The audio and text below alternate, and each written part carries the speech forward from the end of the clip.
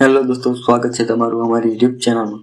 તો દોસ્તો આજે આપણે વાત કરવાના છે આપણા દેશના ભારતના જે એક્સપોર્ટ જે ટોપમાં આવતી આઇટમો। તો દોસ્તો આજે આપણે વાત કરવાના છે ભારતમાં દોસ્તો હાલમાં મોબાઈલ ઉત્પાદનમાં સૌથી વધારે વધારો નોંધવામાં આવ્યો છે। અને દોસ્તો વાત કરવામાં આવે તો એને એક્સપોર્ટ પણ વધારે સંખ્યામાં કરવામાં આવે છે।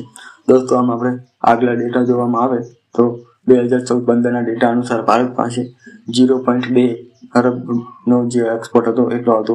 ત્યારે દોસ્તો અત્યારના આંકડા આપણે 24-25ના ડેટાના આધારે જોવા મળે તો એ લગભગ $15 બિલિયન દોસ્તો વધારો નોંધાયો છે। એટલે દોસ્તો આ 78-80% જેટલો વધારો એટલે બહુ જોરદાર વધારો જોવા મળ્યો છે।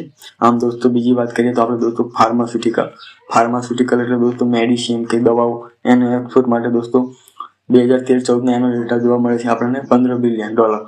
દોસ્તો એ પ્રમાણે આપણે 23-24નો ડેટા જોઈએ તો એમાં પણ 85%નો વધારો જોવા મળે છે। અને દોસ્તો ત્રીજું આપણે વાત કરીએ તો હવે એન્જિનિયરિંગ કોર્સ દોસ્તો એન્જિનિયરિંગને લગતી તમામ મટીરિયલ્સ જે ભારત દેશે આપણને વિદેશોમાં એક્સપોર્ટ કર્યું છે તે બાબત દોસ્તો એમાં 13 અને 14માં આપણને $62 બિલિયન જેટલી આપણે એક્સપોર્ટ કરતા હતા વિદેશમાં। ત્યારે અત્યારે 13-14ના ડેટા અનુસાર આપણે $109 બિલિયન એમાં એક્સપોર્ટ કરીએ છીએ। એટલે આમાં પણ 75%નો વધારો જોવા મળ્યો છે।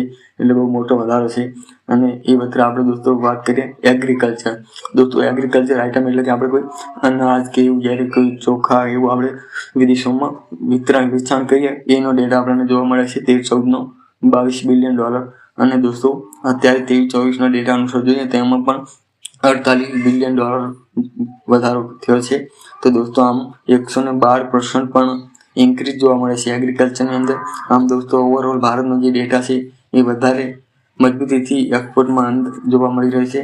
આમ ટોટલ ભારતે 780 બિલિયન જેટલો જે એક્સપોર્ટ કરવામાં આવ્યો છે એટલે કે 67% જેટલો ઇન્ક્રીઝ થયો છે। તો દોસ્તો આવા નવા સમાચાર સાંભળવા માટે અમારી યુટ્યુબ ચેનલને સબસ્ક્રાઇબ કરજો। જય હિન્દ, જય ભારત।